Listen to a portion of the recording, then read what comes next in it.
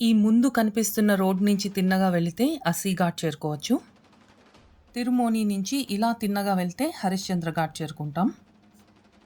ఆ కనిపించే బిల్డింగ్‌ని గుర్తుపెట్టుకోండి. చాలా ఫేమస్ ఈ రూట్‌లో. Hi viewers, welcome back to my channel Hamsalekha films. నేను మీ హంస. ఈ వీడియోలో మీకు కాశీ లేకపోతే వారణాసిలోని మరో శ్మశానం ఘాట్ చూపిస్తాను. అదే హరిశ్చంద్ర ఘాట్. ఇక్కడ మనం ఒక బోర్డ్ చూడొచ్చు. విద్యుత్ సౌదా గృహ చాలు హై అంటే ఎలక్ట్రిక్ బర్నింగ్ కూడా ఉంది ఈ ఘాట్లో.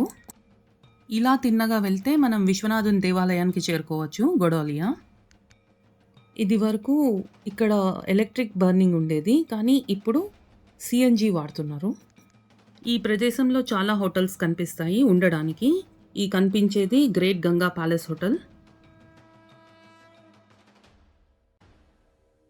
కరోనా వచ్చిన తర్వాత ఎలా చనిపోయారు అనే దానికి కంపల్సరీగా రిజిస్ట్రేషన్ చేసుకోవాల్సి వస్తుంది. ఇక్కడ ఆ కనిపించే బ్యానర్ అదే. కాశీ, వారణాసి, బెనారస్ ఈ ప్రాంతంలో రెండు ఘాట్లని శ్మశానంగా ఉపయోగిస్తారు. ఒకటి మహాశ్మశానం మణికర్ణికా ఘాట్, రెండవది హరిశ్చంద్ర ఘాట్. ఈ 2 ఘాట్లకి వారణాసిలో చాలా విశిష్టత ఉంది. ఈ దారి తిన్నగా వెళ్తే మనం హరిశ్చంద్ర ఘాట్ చేరుకుంటాం.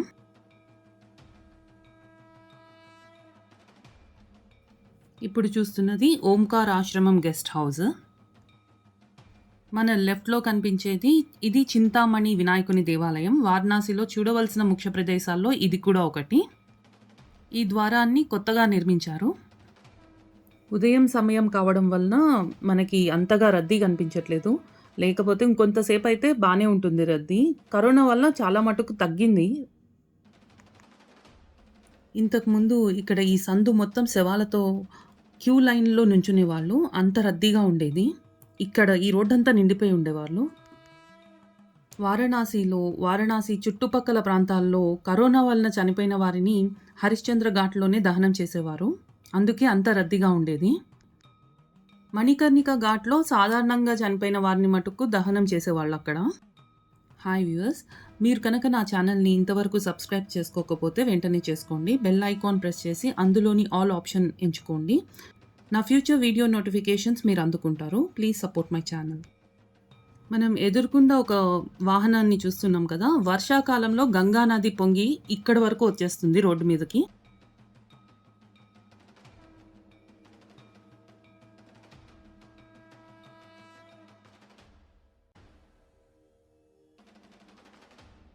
హరిశ్చంద్ర ఘాట్ దగ్గరికి వచ్చేసాం. శవదహనానికి కావాల్సిన సామాగ్రి మొత్తం ఇక్కడ ఈ షాప్స్లోనే దొరికేస్తాయి. ఇప్పుడు ఇక్కడ ఇది కనిపించేది రిజిస్ట్రేషన్ కౌంటర్. అంటే ఎవరైనా చనిపోతే వాళ్ళు ఎందుకు చనిపోయారు అనేది ఇక్కడ రిజిస్టర్ చేసుకోవాలి.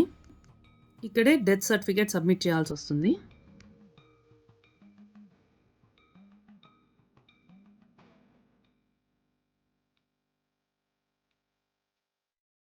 ఇవన్నీ షాప్సే. మీకు ఇక్కడ అన్ని శవదహనానికి కావాల్సిన సామాగ్రి మొత్తం దొరికేస్తాయి.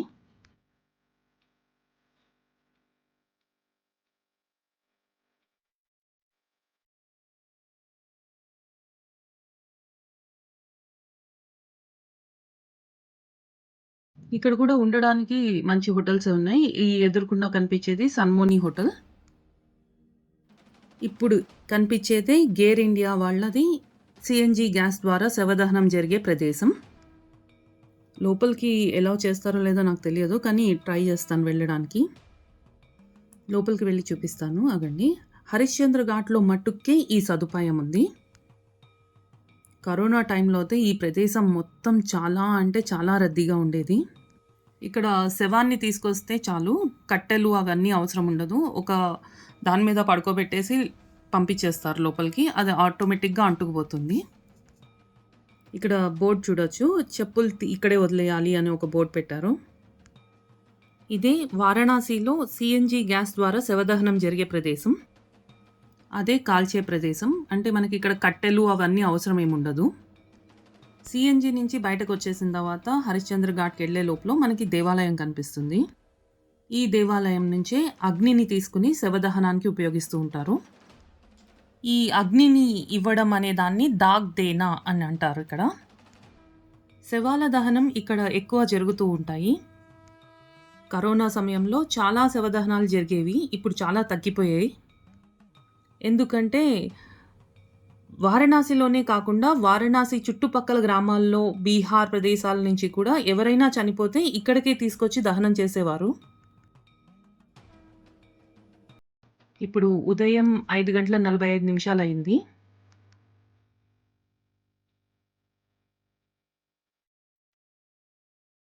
ఇదే వారణాసిలోని హరిశ్చంద్ర ఘాట్.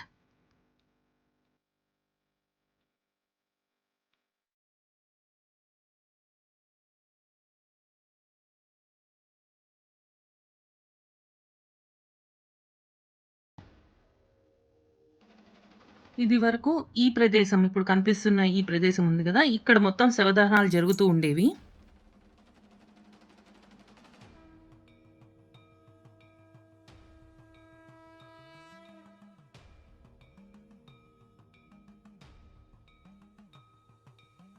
ఇదే వారణాసిలోని హరిశ్చంద్ర ఘాట్. ఎదురుగుండా కనిపిస్తుంది చూడండి బోర్డు. ఎదురుగా కనిపించే ఫోటో వారణాసి డోమ్ రాజా జగదీష్ చౌదరి. ఈయన ఆగస్ట్ 2020 సంవత్సరంలో శివైక్యం చెందారు. ఇప్పుడు వాళ్ళ అబ్బాయి 15 ఏళ్ళో, 16 ఏళ్ళో ఉంటాయి. ఆ అబ్బాయిని డోమ్ రాజాగా వారణాసి డోమ్ రాజాగా ప్రకటించారు. ఇలా నిత్యం ఇక్కడ శవాలు కాలుతూనే ఉంటాయి. ఆ ఎదురుగుండా కనిపించే పొగగొట్టాలు అంటే చిమ్నీస్, సీఎన్‌జీ గ్యాస్ పొగగొట్టాలు. హరిశ్చంద్ర ఘాట్ వచ్చే ముందు మీకొకటి చూపించాను కదా! అది ఆ ప్రదేశం.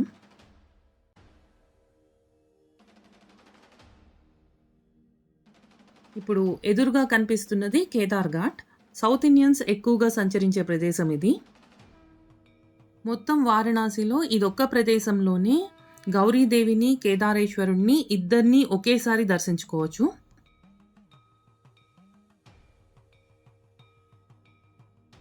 పాపం వీళ్ళైతే నిత్యం ఇక్కడే ఉండి పని చేస్తూ ఉంటారు. అందుకే అలసిపోయారు, పడుకున్నారు.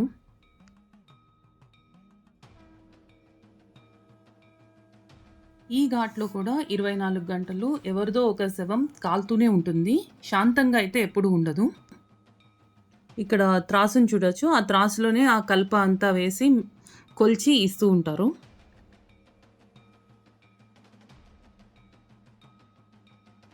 ఇది రాజా హరిశ్చంద్రుని మందిరం. ఇప్పుడు మూసి ఉంది. కొద్దిసేపట్లో తెరుస్తారు. అప్పుడు మళ్ళీ చూపిస్తాను.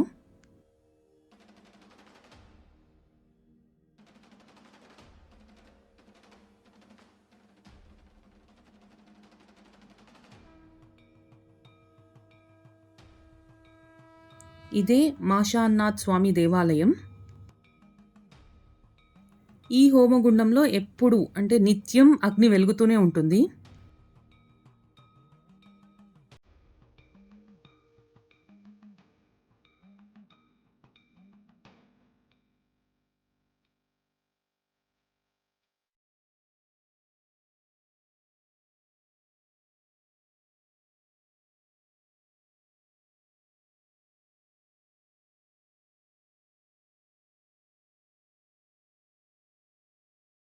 ఈ ప్రదేశం మొత్తం శవాల దహనం జరుగుతూ ఉంటుంది.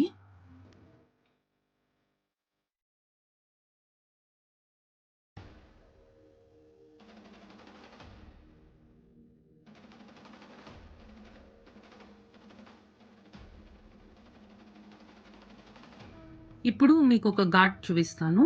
అక్కడే శవదహనానికి వచ్చేవారు స్నానం చేసే ప్రదేశం అది.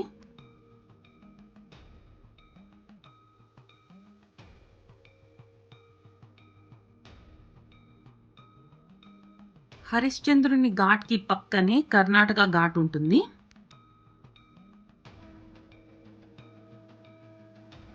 కర్ణాటక ఘాట్ పక్కనే హనుమాన్ ఘాట్ ఉంటుంది.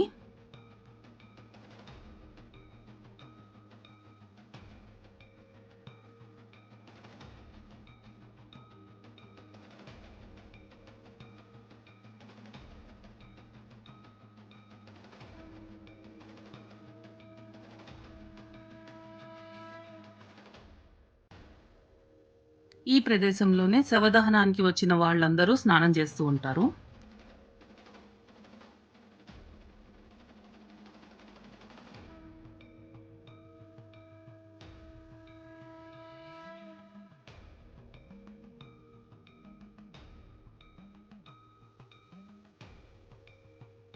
ఇప్పుడు సమయం ఉదయం 10 గంటలు.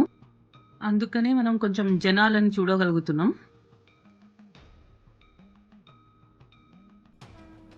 ఇక్కడ చూస్తున్న జనాలందరూ శవదహనానికి వచ్చిన వాళ్ళు. ఇప్పుడు గంగలో స్నానం చేసి మళ్ళీ వాళ్ళ కార్యక్రమాలు చేసుకుంటారు.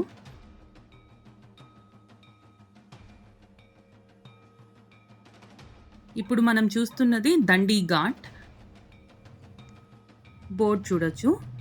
ఇదే హరిశ్చంద్రన్ ఘాట్ పక్కనే ఉంటుంది. ఇప్పుడు గంగా నదిలో చూస్తున్న పక్షులు సైబేరియన్ పక్షులు. ఈ చలికాలంలోనే ఎక్కడెక్కడి నుంచో వలస వస్తూ ఉంటాయి. వారణాసిలో రాజా హరిశ్చంద్రుని తర్వాత ఎవరైనా తన పేరు పక్కన రాజా అనే పేరు పెట్టుకునే అర్హత ఉన్నవాళ్ళు వారణాసి, కాశీలో డోమ్ రాజాలు.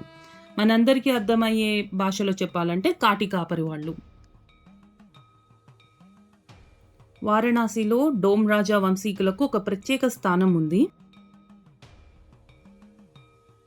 వారణాసిలోని హరిశ్చంద్ర ఘాట్, మణికర్ణికా ఘాట్స్ని మోక్షద్వారాలని పిలుస్తారు. ఎందుకంటే ఇక్కడ దహనం జరిగిన ఆత్మకి మోక్షం లభిస్తుందని మన పురాణాలలో చెప్పబడింది. ఈ 2 ఘాట్లలో నిత్యం అగ్ని వెలుగుతూనే ఉంటుంది. అంటే ఎవరిదో ఒక శవమైనా నిత్యం కాలుతూనే ఉంటుంది. ఈ శ్మశానాలు ఎప్పుడూ శాంతంగా ఉండవు. శవదహనంలో సహకరించే వారిని డోమ్ రాజాలుగా వ్యవహరిస్తారు. అంటే కాటి కాపర్లు. వారణాసిలో డోమ్ రాజా వంశీకులకు ఒక ప్రత్యేక స్థానం ఉంది. వారణాసిలోని 2 శ్మశానాలకి డోమ్ రాజా వంశీకులే రాజాలు. వారణాసిలో వీళ్ళ వంశానికి ఒక పెద్ద చరిత్రే ఉంది. బెనారస్, వారణాసి, కాశీలోని హరిశ్చంద్ర ఘాట్, మణికర్ణికా ఘాట్లలో సుమారుగా 600 డోమ్ రాజాలు పనిచేస్తూ ఉంటారు. ఈ సంఖ్య చాలా తక్కువే, కానీ వీళ్ళు 5,000 మంది పైబడే ఉంటారు వారణాసిలో. డోమ్ రాజా వంశీకుడు కాలు డోమ్ చౌదరి, ఈయనే రాజా హరిశ్చంద్రుని కొనుక్కున్నారు. ఇంకొక కథ ప్రాచుర్యంలో ఉంది. రాజా హరిశ్చంద్రుని వలనే ఈ డోమ్ రాజాలకి రాజా అనే పేరు పెట్టుకోవడం మొదలైంది అని ఒక కథ. తెల్లవారుజామున మనం హరిశ్చంద్ర ఘాట్కి వచ్చినప్పుడు ఈ మందిరం తెరిచి లేదు, హరిశ్చంద్రుని మందిరం. ఇప్పుడు తెరిచింది, లోపలికి వెళ్ళి చూద్దాం. ఎదురుగా కనిపించేదే హరిశ్చంద్రుని మందిరం. లోపల హరిశ్చంద్రుడు, భార్య తారామతి విగ్రహాలుంటాయి. ఇప్పుడు హరిశ్చంద్ర ఘాట్ అని ఎందుకు పేరు వచ్చిందో తెలుసుకుందాం. రాజర్షి విశ్వామిత్రుడు రాజా హరిశ్చంద్రుని సత్యధర్మ పరిపాలన పరీక్షించడానికి దాన రూపంలో రాజా హరిశ్చంద్రుని రాజ్యాన్ని అడిగి తీసుకుంటారు. ఇది చాలదు అన్నట్లు దక్షిణ కూడా అడిగారట. రాజ్యం పోవడం వల్ల దక్షిణగా ఇవ్వడానికి ఏమీ లేక తనతో సహా తన భార్యా కొడుకుని అమ్మడానికి నిశ్చయించుకుని కాశీ చేరుకుంటారు. తన భార్యని కొడుకుని ఒక బ్రాహ్మణునికి అమ్మి రాజా హరిశ్చంద్రుడు తనని తాను కాటికాపరికి అమ్ముకుని విశ్వామిత్రునికి దక్షిణ ఇస్తారు. ఆ కాలంలో కాటికాపరిని చండాలుడు అని పిలిచేవారు, ఎందుకంటే ఆయన శ్మశానంలో నివసించేవారు కాబట్టి. రాజా హరిశ్చంద్రుడు శవదహనానికి వచ్చే వారి దగ్గర నుంచి సుస్తు వసూలు చేసి శవదహన కార్యక్రమం పూర్తి చేసేవారు.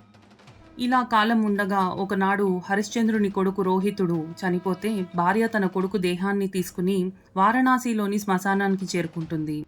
శ్మశానం చేరుకున్న ఆమె దగ్గర డబ్బులుండవు, ఆ కాలంలో నాణాలు. ఆమె తన కొడుకును పూడ్చిపెట్టాలని గొయ్యి తవ్వుతుండగా హరిశ్చంద్రుడు వచ్చి సుస్తు కట్టనేదే ఆ పని చేయడానికి వీలు లేదని చెప్తారు. అందుకు సమాధానంగా ఆమె తన దగ్గర డబ్బులు లేవని చెప్తుంది.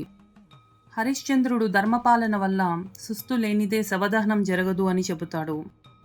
చనిపోయినది తన కొడుకు అని తెలిసిన ధర్మ పరిపాలన వల్ల సుస్తు చెల్లించాలని భార్యని ఆదేశిస్తాడు.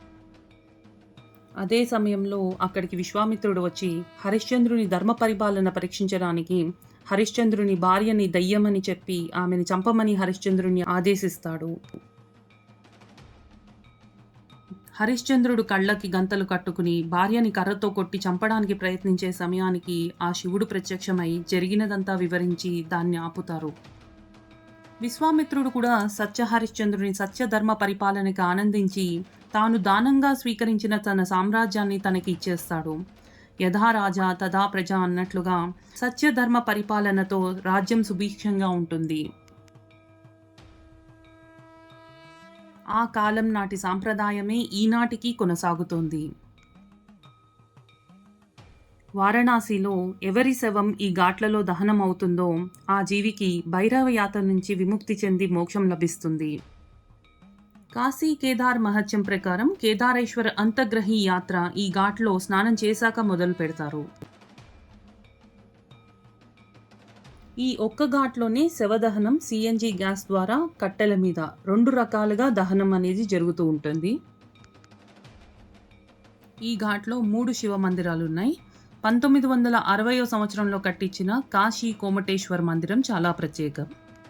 ఈ దేవాలయాన్ని దక్షిణ భారతదేశ శైలిలో కట్టించారు.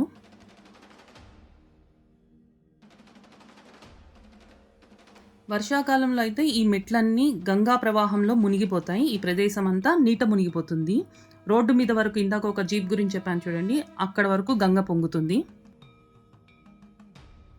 ఆ సమయాలలో అయితే రోడ్డు మీదనే శవదహనాలు అనేవి జరిపిస్తారు.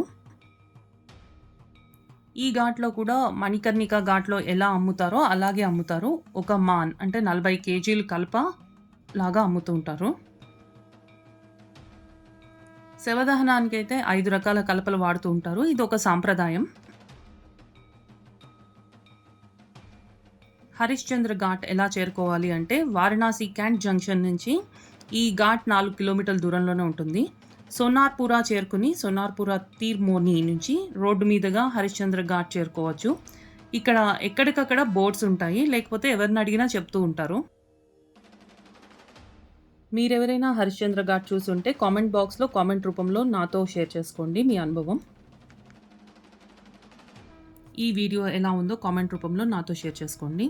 హర్ హర్ మహాదేవ్, దివ్య కాశీ భవ్య కాశీ. మీరు కనుక నా ఛానల్ని ఇంతవరకు సబ్స్క్రైబ్ చేసుకోకపోతే వెంటనే చేసుకోండి. బెల్ ఐకాన్ ప్రెస్ చేసి అందులోని ఆల్ ఆప్షన్ ఎంచుకోండి. నా ఫ్యూచర్ వీడియో నోటిఫికేషన్స్ మీకు అందుతూ ఉంటాయి. Please support my channel.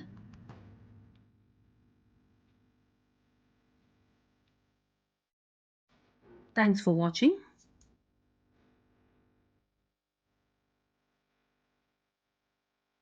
రేపు ఇంకొక వీడియోతో మీ ముందుకు వస్తాను. Thank you.